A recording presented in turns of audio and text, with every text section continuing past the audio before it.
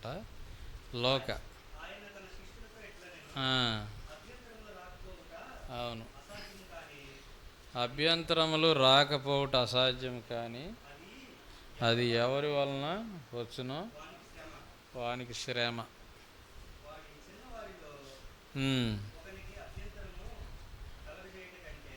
వారు ఈ చిన్నవారిలో ఒకనికి అభ్యంతరం కలుగజేయట కంటే వాని మెడకు తిరగట రాయి కట్టబడి సముద్రములో పడదోయబోట వానికి మేలు.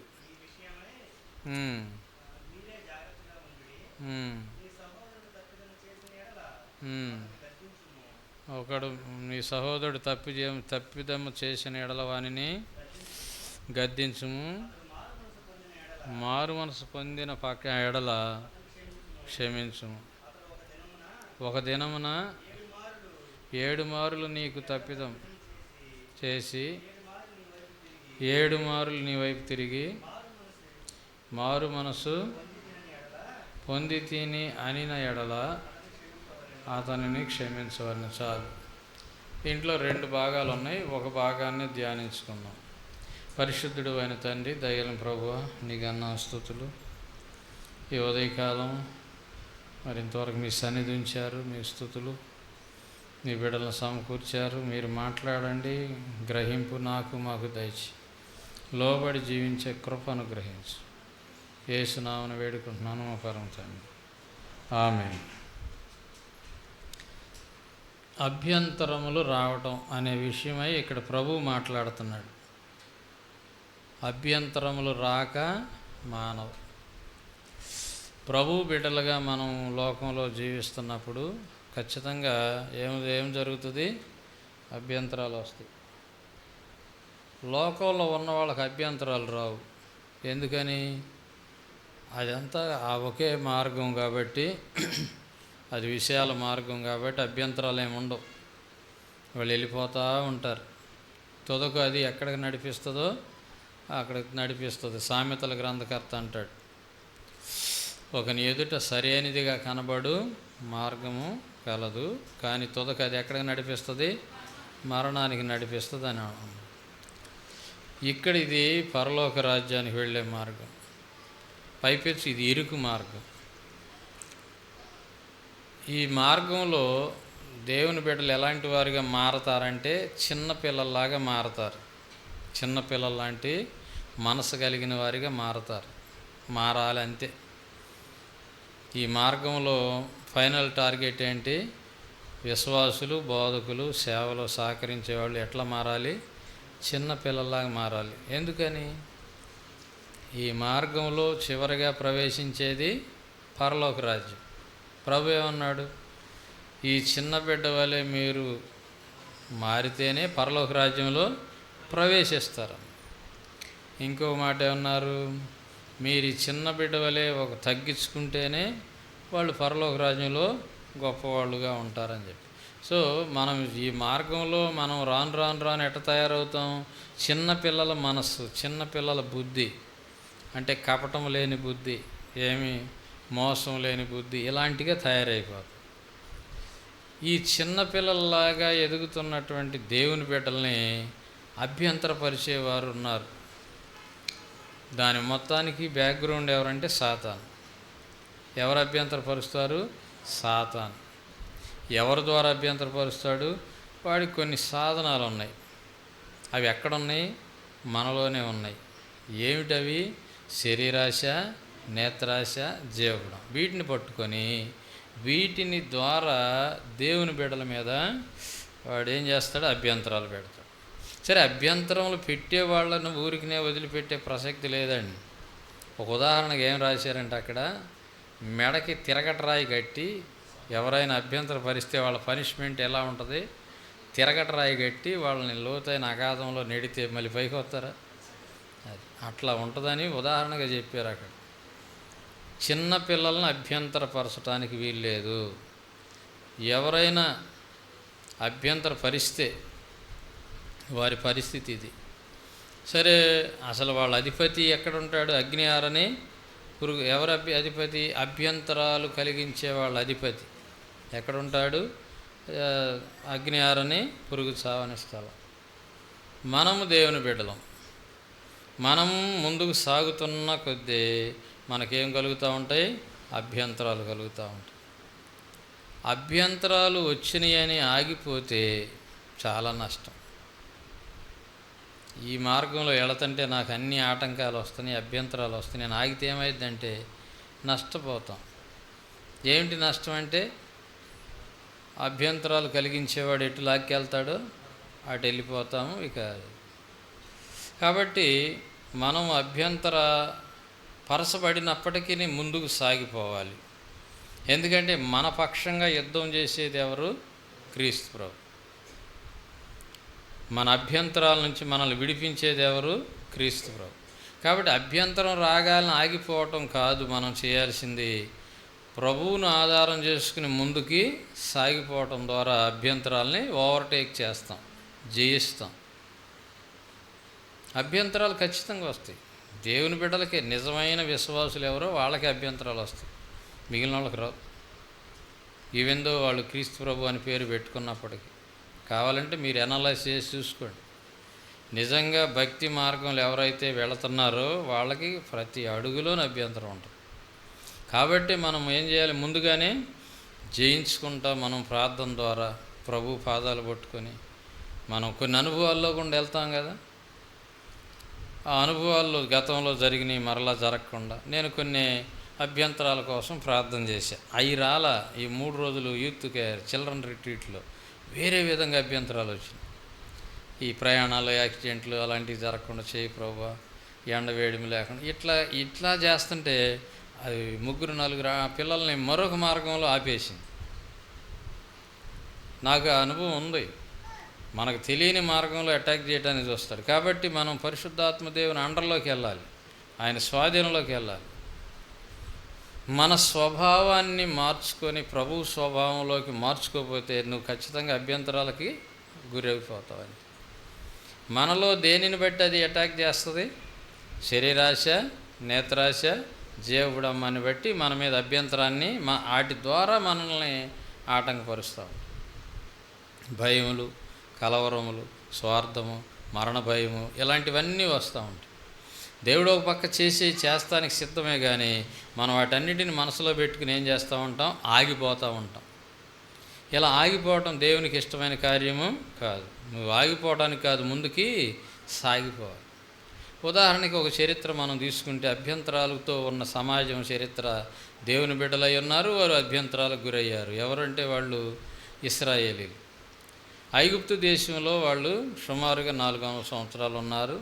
200 సంవత్సరాలు యోసేపు యొక్క మంచి పరిపాలనలో ఉన్నారు. తర్వాత యోసేపుని ఎరగని రాజులు వస్తే వీళ్ళు బానిసలు అయిపోయారు. అక్కడ ఎంత బానిసలు అయిపోయారంటే వీళ్ళు కన్న పిల్లలను కూడా వీళ్ళు స్వేచ్ఛగా పెంచుకునే అవకాశం ఐగుప్తులో ఇశ్రాయేలీలకి లేదు. మగపిల్లలు పుడితే వాళ్ళని ఏం చేయాలి?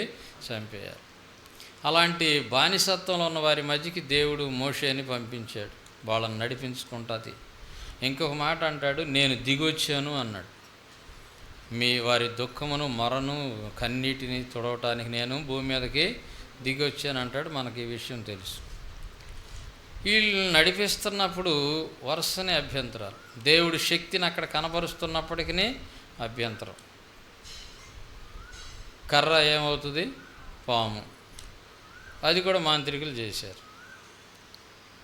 మరి నీరు రక్తం అవటం, ఇట్లా ధూళిని కొడితే పేలు అవటం, అక్కడ వరకు మాంత్రికులు కూడా చేశారు. మిగిలిన మాంత్రికుల వల్ల కాల. ఈ ఆటంకములు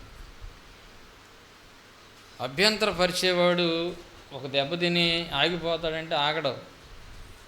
చచ్చినా కూడా మళ్ళీ అభ్యంతరపరుస్తానంటాడు. ఓడిపోయినా సరే, ఎన్నిసార్లు ఓడిపోయినా వాడు ఏం చేస్తూ ఉంటాడు? దేవుని బిడ్డల్ని అభ్యంతరపరచాలనే ట్రై చేస్తాడు. సరే, ఇక్కడ దాదాపు 10 తెగుళ్ళు వచ్చినాయి. అది వచ్చినప్పుడల్లా ఏమన్నాడు? మిమ్మల్ని పంపిస్తాను, ఈ తెగులు పోయేటట్టు చేయండి అన్నాడు. మళ్ళీ తర్వాత ఏమంటాడు? ఎక్కడికి మీరు వెళ్ళటానికి వీల్లేదు అంటాడు. వీళ్ళు ముందుకు వెళ్ళాలి. ఎక్కడికి వెళ్ళాలి? వీళ్ళు కానాని వెళ్ళాలి. మరి అభ్యంతరం వస్తుందా? వస్తుంది. అది ఇప్పుడు కూడా మనకు అభ్యంతరాలు రాకుండా ఏం ఆగవు. ఇదేదో చక్కని పూల పల్లకిలాగా, గులాబీ పూలు పరిచిన బాటలాగా ఉంటుందని అనుకోకూడదు.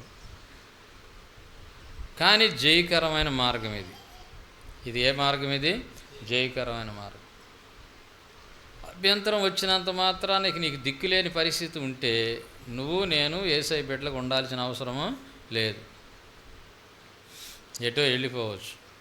కానీ నీకు ఎంత అభ్యంతరం వచ్చినా సరే మనకు ప్రభు ఏం చేస్తాడు? మనకి సహాయం చేస్తాడు. మన నమ్మకాన్ని బలపరుచుకుని ప్రభు మార్గాల్లో మనం ముందుకి సాగాలి. సరే, 10 తెగుళ్ళ తర్వాత భయంకరమైన సమస్య వచ్చింది ఐగుప్తు. అప్పుడు ఏం చేశాడు? ఫరో వెళ్ళమన్నాడు. 3 దినాల తర్వాత మళ్ళీ తన అభ్యంతరం పెడతానికి ట్రై చేశాడు. ఎక్కడికి వెళ్తారో చూస్తాను. ముందేముంది? ఎర్ర సముద్రం ఉంది. బలమైన సైన్యం తెల్లాడు. దాదాపు 30 లక్షల పైగా ఉన్నారు జనాభా. వీళ్ళను మొత్తాన్ని చంపేసేవాడు, ఒక్కళ్ళని బతకనిచ్చేవాడు కాదు. అంత అభ్యంతరం చూసుకో. ముందుకు సాగుతున్నప్పుడు, జీవ మార్గంలో వెళుతున్నప్పుడు, పరలోక మార్గంలో వెళుతున్నప్పుడు సాతానుడు ఏం చేస్తాడు? అభ్యంతరం. అప్పుడు ఇశ్రాయేలీలు మోషే మీద తిరుగుబాటు చేశారు. ఐగుప్తులో సమాధులు లేవని ఇక్కడికి మమ్మల్ని తెచ్చావా? ఒంటరివాడు అయిపోయాడు మోషే. ఎలాంటి వాడు అయిపోయాడు? ఒంటరివాడు. అప్పుడు ప్రార్థన చేస్తాడు. అభ్యంతరాలను తొలగించేది ఎవరు? యేసయ్య. కోట గోడలను కూల్చేది యేసయ్య. నీ ఎదురుగా ఉన్న సమస్యను పరిష్కరించేది ఎవరు? యేసు ప్రభు. కాబట్టి అభ్యంతరాలు మనం అలాగే కూర్చోకూడదు. దేవుడు ఏం చేస్తాడంటే అభ్యంతరాలను, ఆటంకాలని తొలగిస్తాడు. ఇప్పుడు ఏమైంది? ఎంత అభ్యంతరం అది? ముందేముంది? ఎర్ర సముద్రం, వెనకాలే వీళ్ళు. ముందుకెళ్ళినా చనిపోతారు, ఆగిపోయినా చనిపోతారు. కానీ ప్రభు అభ్యంతరాన్ని ఎలా తొలగించాడు? అననుకూల పరిస్థితుల్లో కూడా ఇది అసాధ్యము, ఇక మన పని ఖాళీ, మనం ఇక్కడ చనిపోతాము, ఎలాంటి పరిస్థితి? కానీ ప్రభు ఏం చేశాడు? తొలగించాడా? ఇప్పుడు మన పరిస్థితి, మనము విశ్వాసంలో ఈ మార్గంలో మనము కానాను వెళ్ళాలనే విశ్వాసంలో ఇప్పుడు ఆ అమ్మాయిని మీరు తోలుబొమ్మలా అక్కడ పెట్టుకున్నారంటే మీ దృష్టి అంతా అంటే ఒకళ్ళు తీసుకెళ్ళి వెనకాల కూర్చోండి. ఇక్కడ వద్దు, అక్కడ కూర్చో, బ్యాక్ సైడ్ కూర్చో. చూడండి ఏమైంది? ఇప్పుడు మంచినీళ్ళు లేవు, ఇదొక అభ్యంతరం. ఇప్పుడు ఇందాక ఒక సమస్య, మళ్ళీ ఇప్పుడే మంచినీళ్ళు. కొద్ది దూరం వెళ్ళలేక కనపడ్డాయి, నీళ్లు కనపడ్డాయి. అమ్మాయి తాగబోయలేక చేదు. మరలా ప్రభువా ఏంటి అభ్యంతరం? అభ్యంతరాలు రాకుండా ఉండయా నీ జీవితంలో? యేసయ్య నమ్ముకున్నాక చెప్పండి. నాకు ఏ అభ్యంతరం లేదన్నవాళ్ళు చెప్పండి. నాకు మరణం అంత అభ్యంతరాలు వచ్చినాయి. మరి మీ జీవితాల్లో మీరు బ్యారేజ్ చేసుకోండి. కానీ ఏ అభ్యంతరంలోనూ ఏ పరిస్థితిలోనూ నన్ను వదిలిపెట్టలే దేవుడు. నీ జీవితంలో కూడా అంతే.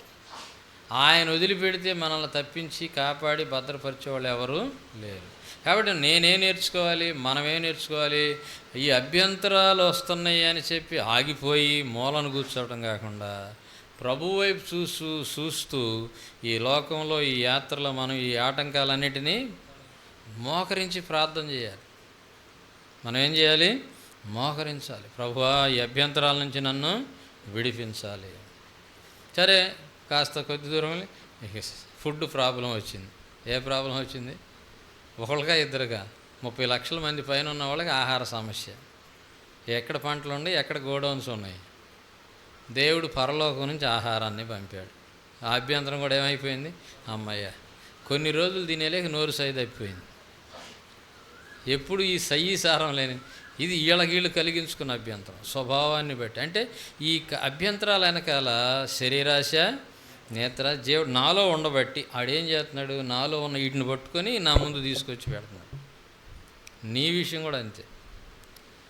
వీటి మీద మనం యుద్ధం ప్రకటించి వాటిని మనం జయిస్తే వాడు మనల్ని టచ్ చేసే అవకాశం లేదు. మనం వెళ్ళిపోతూ ఉంటాం. యాత్రికుని ప్రయాణం అని ఒక పుస్తకం, జాన్ బన్యన్ దాని రచయిత, మీరు చదవండి, ఖాళీగా ఉండేవాళ్ళు. మంచిది. ఈ విశ్వాసపు యాత్రలో వచ్చే పోరాటాలన్నీ అనలైజ్ చేసి చక్కగా రాశాడు. జైల్లో ఉంచి రాసిన పుస్తకం అది. జాన్ బన్యన్, యాత్రికుని ప్రయాణం. చాలా మంచి అనుభవంతో కూడిన పుస్తకం. అభ్యంతరాలు రాకుండా ఉండవు, కానీ మనం ఏం చేయాలి? ఆగకూడదు. ప్రభు మీద విశ్వాసం ముందుకి సాగాలి. సరే, మళ్ళీ ప్రభు ఏం చేశాడు? మాంసం కావాలన్నారు. సాయంకాలం ఏమో మాంసాహారం, పొద్దునేమో పరలోకం నుంచి ఆహారం తింటా ఉన్నారు. దాదాపు 15, 16, 18 రోజుల లోపే వీళ్ళు కానాను సరిహద్దులకు వెళ్ళారు. ఎన్నో అభ్యంతరాలను దాటుకు 12 మంది పెద్దలు కానాను వేగు చూడటానికి వెళ్ళారు. ఎంతమంది పెద్దలు? ఎన్ని రోజులు వేగు చూశారు? 40 రోజులు చూశారు. అందుకనే మోషేకున్న అనుభవం, యెహోషువ కాలేబులకున్న అనుభవం ఎవరికి ఉండాలి? పెద్దలకు ఉండాలి. లేకపోతే పెద్దలు సమాజాన్ని ఏం చేస్తారు? మార్గం తొలగించేస్తారు. పెద్దల గురించి 2 చోట్ల ప్రస్తావన నేను చూసి, అంటే చాలా చోట్ల ఉంది, 2 చోట్ల ప్రస్తావించుకున్నాను. ఒకటి అపోస్తుల కార్యాల్లో 6వ అధ్యాయంలో పలహారం పంచడానికి ఎన్నుకున్న పెద్దలకు ఉండాల్సిన లక్షణాలు అక్కడ పేతురు సంఘానికి తెలియజేస్తాడు. వాళ్ళు ఎలాంటి లక్షణాలు కలిగి ఉండాలి? ఈ పెద్దలకి సరైనటువంటి ఆత్మీయ తాగుదల లేకపోతే వాళ్ళు అనేకులకు హానికరంగా అయిపోతారు. కుటుంబ యజమాని కావచ్చు, సంఘంలో సేవకుడు కావచ్చు, విశ్వాసుల్లో సీనియర్స్ కావచ్చు. ఇక్కడ చూడండి ఏమంటున్నాడు, ఇక్కడ 3వ వచనం 6:3, సహోదరులారా ఏంటో ఆత్మతోనూ జ్ఞానముతోనూ నిండుకొన్నవారై ఉండాలి. ఇంకా 6వ వచనం 5వ వచనం ఇష్టమైనందున విశ్వాసంతో నిండి ఉండాలి. ఇంక పైన 2 లక్షణాలు ఏంటి? మంచి పేరు, ఆత్మతోనూ జ్ఞానంతో నిండిన వారై ఉండాలి. 2వది మంచి పేరు కలిగిన వాళ్ళు ఉండాలి. 3వది విశ్వాసంతో నిండిన వారై ఉండాలి. 4వది పరిశుద్ధాత్మతో నిండుకున్నవారై ఉండాలి. ఇలా 4-5 లక్షణాలు ఇక్కడ ఇచ్చాడు. ఇంకా చాలా విషయాలు తిమోతికి పౌలు గారు చెప్పాడు. 1 తిమోతి 3వ అధ్యాయం. ఇది చాలా మంచి పని అంటాడు. దేవుని పనిలో ఇది దొడ్డ పని అంటాడు. అధ్యక్షుడగువాడు చూడండి ఎలాంటి వాడై ఉండాలంట? నిందారహితుడిగా తన క్యారెక్టర్ని సరి చేసుకోవాలి. ఒకే భార్య కలిగిన వాడు ఏకపత్ని పురుషుడు అంటే, మరి 2 భార్యలు అలాగా కలిగి ఉండేవారు, 3 భార్యలు కలిగి ఉండేవాళ్ళు పెద్దలుగాను అసలు సరేలే, అది కొద్దిగా అవమానకరమైన సంగతి. కొంతమంది సేవకులు కూడా ఈ విషయంలో నిష్ట లేదు. అది లిమిట్, దాని గురించి నేను డిస్కస్ చేయదలుచుకోలేదు. పెద్దకే ఈ క్వాలిటీ ఉండాలంటే సేవకుడికి ఉండదే అండి. ఈ క్లారిటీ లేక పిచ్చి జనం ఎగబడతా ఎర్రి మార్గంలో వెళ్ళిపోతూ ఉంటారు. వీళ్ళు మా సమాజానికి, సంఘానికి మాదిరిని ఇవ్వలేరు. ఏకపత్ని పురుషుడై ఉండాలి. మితమైన అనుభవాలు, మితానుభవుడు, స్వస్థ బుద్ధి గలవాడై ఉండాలి. మర్యాదస్తుడై ఉండాలి. అతిథి ప్రియుడై ఉండాలి. మధ్య తాగుబోతు అయి ఉండకూడదు, కొట్టేవాడై ఉండకూడదు, సాత్వికుడిగా ఉండాలి, జగడమాడేవాడికి ఉండకూడదు, ధనాపేక్ష లేనివాడై ఉండాలి, మాన్యత కలిగి పిల్లలను తన స్వాధీనంలో ఉంచుకొని కలిగిన వాడై ఉండాలి. ఎందుకంటే ఇంటి వారిని బాగుగా ఏలువాడనై ఉండాలి. సరే, కాబట్టి ఇంకా కొన్ని ఉన్నాయి. గర్వాంధుడై ఉండకుండానట్లు, కొత్తగా సమాజంలో సంఘంలో చేరిన వాడై ఉండకూడదు, నిందపాలై అపవాది ఊరిలో పడిపోకుండానట్లు, సంఘం వెలుపటి వారి ఎడల కూడా మంచి సాక్ష్యం పొందినవాడై ఉండాలి. ఇలాగ మాన్యులై ఉండాలి. పవిత్రమైన మనస్సాక్షితో వాక్యాన్ని రిసీవ్ చేసుకోవాలి. అనింజులై పరిచారకులుగా ఉండాలి, స్త్రీలు కానీ పురుషులు. ఇవన్నీ 3వ అధ్యాయంలో చెప్పారు. ఇవి ఎవరి లక్షణాలుగా ఉండాలి? పెద్దలు, బోధకులు, విశ్వాసులు, కొద్దిగా మాదిరినిచ్చే వాళ్ళ లక్షణాలు. లేకపోతే ఏమైందంటే సమాజానికి వీళ్ళు ఏం చేస్తారు? చెడ్డ సిగ్నల్ ఇస్తారు, చెడ్డ డైరెక్షన్ ఇస్తారు. ఇక్కడ అదే జరిగింది. ఇశ్రాయేల్ 12 మంది పెద్దలు 40 రోజులు కానాను చూసి వచ్చారు. 12 మంది ఇన్ఫర్మేషన్ ఇచ్చారు. విశ్వాసరహితమైన ఇన్ఫర్మేషన్ 10 మంది ఇచ్చారు. విశ్వాసం లేని సమాచారం, వాళ్ళకి విశ్వాసం లేదు. కళ్ళతో చూశారు. ఏమన్నారంటే ఇది పాలు తేనెలు ప్రవహించే దేశము, ఇక్కడ మంచి సారవంతమైన భూములు ఉన్నాయి. ఇదిగో చూడండి, ఒక ద్రాక్షగల ఇంత పెద్దది, కానీ అక్కడ అనాకీయులు, నెఫీలీలు అనేటువంటి పెద్ద ఎత్తుటోళ్ళు ఉన్నారు. వాళ్ళ దృష్టికి మేము మిడతల్లాగా ఉన్నాం, మా దృష్టికి కూడా మేము మిడతల. మేము గనక అక్కడికి వెళితే వారు మా పిల్లల్ని, మా భార్యల్ని వాళ్ళు ఏం చేస్తారు, చంపేస్తారు. కాబట్టి మేము వెళ్ళమని అడ్డం తిరిగారు. కానీ ఇద్దరున్నారు యెహోషువ కాలేబులు చూసిన వాళ్ళలో. వాళ్ళు దేవుని జ్ఞానం కలిగిన వారు, ఇప్పుడు చెప్పుకున్న గుణ లక్షణాలు అవి కలిగిన వారు. వాళ్ళు అంటారు, దేవుడు మన యందు ఆనందించిన ఎడల. మరి ఇప్పుడు దాకా వచ్చిన అభ్యంతరాలన్నీ ఏంటి? ఇవన్నిట్లో జైమి ఎర్ర సముద్రం కంటే గొప్ప అభ్యంతరం ఇది, అనాకీలు, నెఫీలీలు. మరి 40 లక్షల మందికి ఆహారాన్ని పోషించినటువంటి దేవుని శక్తి కంటే గొప్పదా? ఇవన్నీ మర్చిపోతున్నారు. ఇప్పుడు విశ్వాసులు అభ్యంతరం రాగానే ఆగిపోవటం అనేది మనకు కొన్నిసార్లు సంభవిస్తుంది. ఎందుకంటే గతంలో దేవుడు చేసిన కార్యాలని రిమైండ్ చేసుకోకపోవటం వల్ల, ప్రార్థన చేయకపోవటం వల్ల, ప్రభువా ఈ సమస్య, అంతేగాని కూలిపోతూ ఉంటున్నాం. ఇంకేం భక్తి చేద్దాంలే, ఇంకేం ప్రార్థన చేద్దాంలే. ఆర్థిక సమస్యలు, అనారోగ్య సమస్యలు, ఇంట్లో పోరాటాలు, భార్యాభర్తల మధ్య సమస్యలు, పిల్లలతో సమస్యలు, పాపం విషయమై పోరాటం, ఇవన్నీ ఏం చేస్తున్నాయి, మనకి పెద్ద ప్రహరీ గోడలాగా నిలబడిపోతుంది. ఎన్నో సమస్యల నుంచి దేవుడు నెట్టుకుంటూ వచ్చాడు కదా, వాటన్నిటినీ ఇట్లా పాయలు చేశాడు కదా, ఎర్ర సముద్రం చేసినట్టు ఎండిన నేల మీద నడిపించాడు కదా. చివరి వరకు పోరాటం లేకుండా ఉండము. కానీ జయమిచ్చేది ఎవరు? ప్రభువే. దేవుని రాజ్యానికి వెళ్ళాలన్న గురి మర్చిపోకూడదు. ఇక వీళ్ళు ఎంతమంది తేలేరయ్యా? 3 తేలేరు. దేవుని పక్షంగా ఎంతమంది చేరారు? 30,40,000. మోషే, యెహోషువ, కాలి 3. మిగిలిన వాళ్ళందరూ ఆ 10 మంది పక్షానికి వెళ్ళిపోయారు.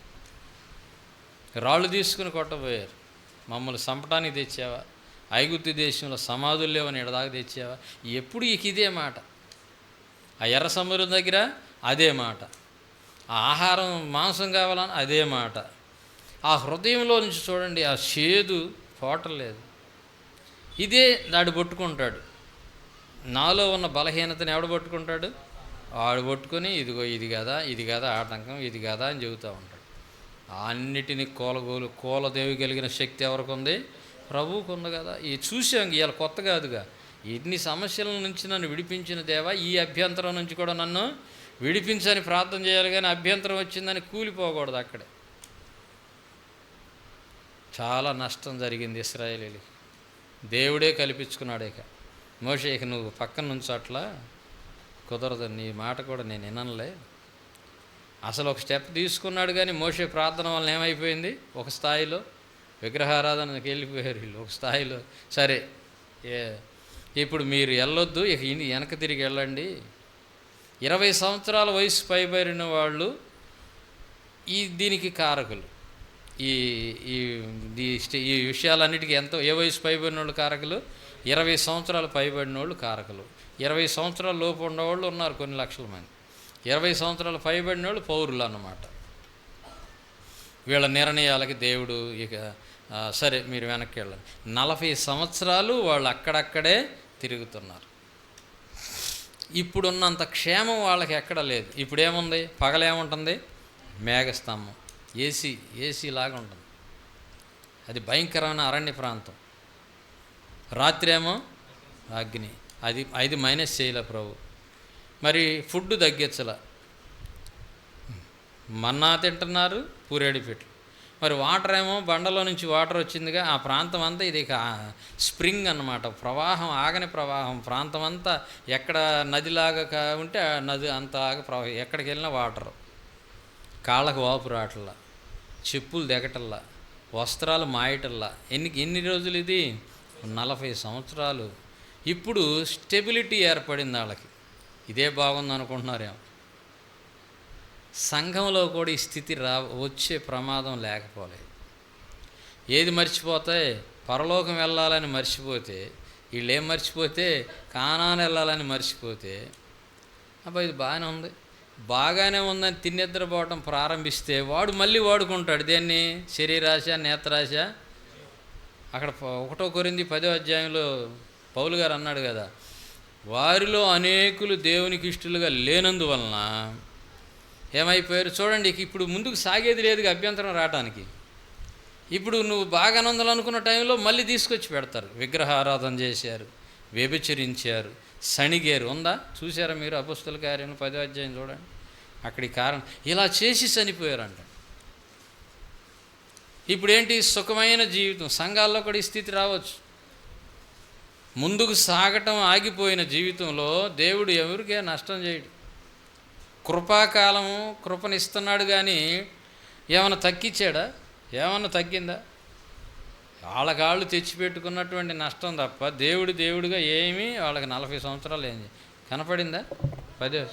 1 కొరింథీ 10వ అధ్యాయము 7వ వచనం నుంచి ఈ సంగతులన్నీ ఉన్నాయి. ఇప్పుడు ఇక్కడికి ప్రశాంతత ఉంది. వీళ్ళకి ఏ కీడు ఏమీ జరగటలేదు. ఏమి నేర్చుకోవాలి ఇప్పుడు వీళ్ళు?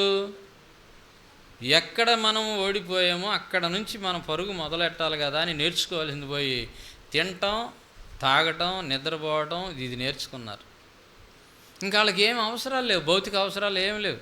వస్త్రాలు లేవనే బాధ లేదు, చెప్పులు దిగిపోయిన బాధ లేదు, తెల్లారిటికి అన్నం ఉండేది లేదనే బాధ లేదు, సాయంకాలం మాంసం దొరికిద్దో లేదని బాధ లేదు, మంచినీళ్ళు దొరుకుతాయో లేదనే బాధ లేదు. ఇంకేముందో మనిషికి ఎక్కడ మనిషి దెబ్బతింటాడు? మనిషి అంటే ఎస్పెషల్లీ విశ్వాసి, బోధకులు కానీ విశ్వాసులు కానీ ఎక్కడ దెబ్బతింటారు? ఇక్కడే దెబ్బతింటారు. ఏం మర్చిపోయారు వీళ్ళు? ఎక్కడికి వెళ్ళాలని మర్చిపోయారు? కానాని వెళ్ళలేకపోయాను, దిగులు లేకపోయి ఒకళ్ళలోనన్నా. అరే, ఆ పాలు తేనెలు ప్రవహించే దేశం పంపిస్తానన్నాడు దేవుడు. మనం అనాకీల్ని, నెఫీలీని చూసి మనం ఈ దుస్థితి తెచ్చుకున్నాం. ప్రభువా, మేము అక్కడ చేరాలనే తపన 20 సంవత్సరాలు పైబడిన వాళ్ళల్లో 3 తప్ప ఎవరికి లేదు. చివరికి ఆ 3 ఆయన పెద్ద ఆయనేమో ఇక ఈ ఇసుగుదల్లో ఈ 40 సంవత్సరాల్లో ఆయన్ని కూడా దేవుడి లాభం లేదు, నీ ఓపిక అయిపోయింది, ఇసుగుదల వచ్చిందిరా అని మోషేని తీసుకెళ్ళిపోయాడు. ఇక ఎవరు మిగిలేరు? యెహోషువ, కాలేబులు 2 మిగిలేరు. ఏ తపన వీళ్ళకి? కానాని వెళ్ళాలనే తపన. ఈ మిగిలిన వాళ్ళు ఎవరు? ఈ 40 ఏళ్లలో వీళ్ళకి పుట్టిన పిల్లలు. కానాను ఐగుప్తులోంచి బయటకు వచ్చినప్పుడు 20 లోపు ఉన్నటువంటి జనాభా. వీళ్ళకి దేవుడు కృప చూపించి నేర్చుకునే మనసు ఇచ్చాడు. మన్నా ఎట్లా వస్తుంది? దేవుడు ఇస్తున్నాడు. పూరేడు పిట్ల మాంసం ఎట్లా వస్తుంది? దేవుడు ఇస్తున్నాడు.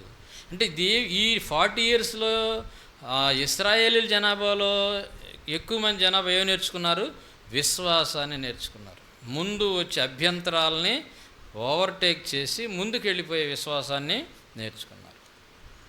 కానీ పెద్ద తరం ఉంది, 22 అబోవ్, వాళ్ళు నేర్చుకోలేదు. కాబట్టి అరణ్యంలో ఏమైపోయారు? వాళ్ళు రాలిపోయారు. సంఘంలో క్షేమం ఉండొచ్చు, నీకు ఎవరో నీ కోసం కొద్దిగా ప్రార్థన చేస్తూ ఉండొచ్చు, లేదా దేవుని కాపుదలను బట్టి నీకు భద్రత ఉండొచ్చు. ఇది మాత్రమే శాశ్వతమైనటువంటి సుఖం అని భ్రమపడబాక. ఏది? సంఘంలో మనం పొందుకుంటున్న బ్లెస్సింగ్స్ ఉన్నాయే, ఇది మాత్రమే శాశ్వతం అని భ్రమపడబాక. ఎందుకని? ఇది శాశ్వతమని మనకి తెలుసు. మరి ఆ తెలిసి వెళ్ళాల్సిన చోటు మర్చిపోకుండా నేను పరలోకం చేరాలి అనేటువంటి ధ్యాస మనలో ఎప్పుడూ మెదలాలి. మన తర్వాత వచ్చే పిల్లలకు వాటిని నేర్పించాలి. సంఘంలో క్షేమం ఉన్నది, భద్రత ఉన్నది, సో నాకు సమస్య లేదు అనేటువంటి అనే ఆలోచనలో నీవు విశ్వాసంలో ఎదగక, ప్రార్థనలో ఎదగక, బైబిల్ ధ్యానించడంలో ఎదగక, దిద్దుబాటు చేసుకోవాల్సిన తప్పులేమంటే దిద్దుబాటు చేసుకోకుండా ముందుకు సాగే మెట్టును మర్చిపోతే ఆ అరణ్యంలో వాళ్ళకి ఏం జరిగిందో అంతకంటే మనం ఎక్కువ ఆశించాల్సిన అవసరం ఏం లేదు. పైగా ఏ పని లేకపోయినోడికి ఏదో ఒక పని పెట్టుకుంటూ ఉంటాడు. ఏ పని లేదనుకో నీకు, ఇక దేనికి పని చేయాల్సిన అవసరం లేదుగా. ఇప్పుడు మనం ఏదో కష్టపడకపోతే దొరకదు, అది వేరే విషయం. ఆ రోజున అది కూడా లేదు వాళ్ళకి. సో వీళ్ళకి ఏదేదో చేస్తా దేవుని కాపుదల నుంచి బయటికి వెళ్ళిపోయారు. దేవుని కాపుదల్లో నుంచి ఏమీ సణిగి, విగ్రహారాధన చేసి, వ్యభిచరించి, నానా రకాలుగా వ్యవహరించి దేవుని హద్దుల్లోంచి ఎటు వెళ్ళిపోయారు? బయటికి వెళ్ళినోడల్లా సంహరించబడ్డాడు. కాబట్టి మనం ఆత్మీయంగా దేవుని హద్దుల్లోంచి బయటికి వెళ్ళిపోకూడదు. అభ్యంతరములు చూసి ఆగిపోకూడదు. సమాజంలో ఎన్నో అభ్యంతరాలు, ఎన్నో ఆటంకాలు, ఎన్నో ఇరుకులు, ఎన్నో సమస్యలు. వాటన్నిటి నుంచి మనం ఏం చేయాలి? దేవుని మీద విశ్వాసంతో ముందుకి సాగాలి. కనుక మన హృదయ స్థితిని మనం జాగ్రత్త చేసుకోవాలి. ఆటంకం వచ్చింది అని భక్తి మానేయకూడదు, ప్రార్థన మానేయకూడదు, మధ్యవారపు కూటములు మానేయకూడదు. దేవుని సన్నిధిలో కొనసాగే విషయాలు ఏది తక్కువ చేయకూడదు. పిల్లోడు మాట వింటలేదు, మనం విసుగు చెందటం కాదు, ప్రభా ఈ ఆటంకం ఏంటో నువ్వు పరిష్కారం చేయమని ప్రభువును వేడుకోవాలి. సమస్యలు అనేకం అనేకం అనేకం, ఒకటి కాదు రెండు కాదు. మనకు ఒక గొప్ప సంపద ఏంటంటే డబ్బుల వలన కానిది ఎవరి వలన అవుతుంది? మనుషుల వలన కానిది యేసయ్య వలన అవుతుంది. ఎంతైనా నువ్వు పెట్టినా పరిష్కారం కానివి ప్రభువు ద్వారా సమస్తము సాధ్యం. కాబట్టి ప్రభువు మీద మన మనసును ఆనుకొని డెవలప్ అవుతూ మనము దేవుని సన్నిధిలో ముందుకి సాగిపోవాలి. అభ్యంతరములు రాక మానవు, కానీ అభ్యంతరములు ఎవరి వలన వస్తున్నాయో ఖచ్చితంగా శ్రమ ఉంది. అభ్యంతరములు మనుషుల వలన వచ్చినా భయపడొద్దు, దేవుడే పరిష్కరిస్తాడు. కానీ ఒకటి జాగ్రత్త పడాలి, బాధ్యత మనకుంది. బాధ్యత అంటే మన డ్యూటీ, అది మనలో ఉన్న శరీరాశ నేత్రాశ జీవడమ్మని పసిగట్టి సిలువ దగ్గరకు తీసుకొచ్చి దాని మీద మనము జయం పొందటం మన బాధ్యత. బయట మనుషుల ద్వారా వస్తున్నాయి అనుకో, దేవుడు చూస్తాడు దాన్ని. ఫరో ఎంత అభ్యంతరం కలిగించాడు, ఐగుప్తు దేశపు రాజు ఫరో. దాన్ని ఏం చేశాడు దేవుడు? కానీ ఇశ్రాయేలు లోపల ఉన్నదాన్ని వీళ్ళు తీసేసుకోవాలి, వీళ్ళు దాని నుంచి బయటకు రావాలి. ఫరో సంగతి దేవుడు చూసుకుంటాడు. ఫరో అభ్యంతరంగా ఉన్నాడా, దేవుడు చూసుకున్నాడు. మరి దేవుని బిడ్డల్లో ఉన్న అభ్యంతరాలను ఏం చేయాలి? మనమే వాటిని నారదీయాలి. శరీరాశ నేత్రాశ జీవడం, వీటి పిలకలు చాలా ఉంటాయి. వాటిని ఏం చేయాలి? మనం ప్రభు కృపలో వాటిని జయించాలి. అప్పుడు దుష్టుడు మనం ఎదుట ఉంచబడిన అభ్యంతరాలను మనం ఈజీగా ప్రాణాలు బలి చేసిరి, ప్రభునెంతో సేవించిరి, ప్రాణాలు బలి చేసిరి, ప్రభునెంతో సేవించిరి, సింహాల కెరయైనను చింతేమి లేకుండిరి, ఏది నీ సాక్ష్యము, ఏది నీ త్యాగము, యేసు వార్తను చాటింపను, ఎలా నిర్లక్ష్యము, లేచిరారమ్ము ఓ క్రైస్తవా. ఆ పాటలో మనకు తెలిసినట్టు వాళ్ళ ముందు మన ప్రాణాలు ఏమీ వాళ్ళని ఆటంకంగా నిలవదు. ఎందుకంటే వాటన్నిటిని వాళ్ళు ఏం చేశారు? జయించారు. అవి ఆ ముందు రాకముందే వాటిని తగలబెట్టేసేస్తారు. అరణ్యంలో అడవుల్లో నివాసం ఉండే కొండ జాతులు వారు కొన్నిసార్లు ఏం చేస్తారంటే, ఇలాంటి కాలంలో చెట్లు రాసుకుని మంటలు వేస్తాయి. విమానాల్లో నీళ్ళు చల్లిన హెలికాప్టర్ నీళ్ళు చల్లిన మంటలో ఆగవు. మరి అక్కడ ఉన్న వాళ్ళు కొన్ని కిలోమీటర్లు పారిపోయినా అడవులోంచి బయటికి రాలేరు. అందుకని వాళ్ళకి దేవుడు జ్ఞానం ఇచ్చాడు. ఇక్కడ ఉన్నారనుకున్న కొండ జాతి వాళ్ళు, నొప్పి ఎక్కడో పడింది అనుకోండి, వీళ్ళు ఏం చేస్తారో తెలుసా? అది ప్రయాణం చేయడానికి కొన్ని రోజులు పడుతుంది. వీళ్ళు చెట్లన్నీ నరికేస్తారు. ముందు కొంత కైవారం నరికేసి దూరంగా పడేస్తారు. అక్కడ ఉన్న ఎండుటాకులన్నింటినీ ముందు వీళ్ళు నుప్పలగేసి తగలబెట్టుకుంటారు. అగ్ని ఆ స్థలాన్ని అంటకుండా వాళ్ళు ఏం చేస్తారు? తగలబడటానికి అర్హత కలిగిన వాటన్నిటిని ముందుగానే తగలబెట్టేస్తారు. అడివంతా తగలబడిపోయినా కానీ వీళ్ళ ప్రాణాలకు హాని లేదు. సో అభ్యంతరాలు మన దాకా రాకుండా ఉన్నట్లు మనలో వాటికి కారణమైన వాటిని పసిగట్టి వాటిని ఏం చేయాలి? ప్రభు రక్తంలో మనం జయించాలి. కానీ ఆగిపోబాక ఏం పోగొట్టుకుంటావు? కానాను చేరటం పోగొట్టుకుంటావు. తర్వాత వాళ్ళు నేర్చుకున్నారు, యొర్దాను దాటారు, ఆ ఎరుకో గోడలను కూల్చారు, కానాను స్వాధీనం చేసుకున్నారు. వాళ్ళు భయపడిన నెఫీలీలు అనాకీయుల్ని ఎవరు జయించారు? మళ్ళీ కాలేబే జయించాడు. 40 సంవత్సరాల వయసులో అదే మాట అన్నాడు. 80 సంవత్సరాల వయసులో కూడా ఇలాంటి సమర్థవంతమైన వీరులుగా మనం ఉండాలని యేసయ్య ఆశిస్తున్నాడు. మన గమ్యం ఏంటన్నమాట? పరలోక రాజ్యం. ఈ భూమి మీద ఈ జీవనయాత్రలో పోరాటాలు ఉంటాయి, కానీ అభ్యంతరాలు ఉంటాయి. కానీ వాటన్నిటిలో మనకు ఎవరు జయమిస్తారు? ప్రభువు జయమిస్తారు. ఐగుప్తు లాంటి బయట నుంచి వచ్చే పోరాటాలను ఏం చేస్తారు? ఫరో లాంటి ఆయన చూసుకుంటాడు. మన లోపల ఏదైతే దేవునికి ఆయాస్కర వాటిని మనం పసిగట్టి బయటికి తీసుకొచ్చి వాటి విషయమై మనం జయం పొందినడితే నీవు నీ కుటుంబం క్షేమంగా కానాను చేరతాం. దేవుడి వాక్యం మనందరికీ ఆశీర్వాదకరంగా దీవెనకరంగా చేయునుగాక. ఆమేన్. ప్రార్థన చేసుకుందాం కొద్ది నిమిషాలు.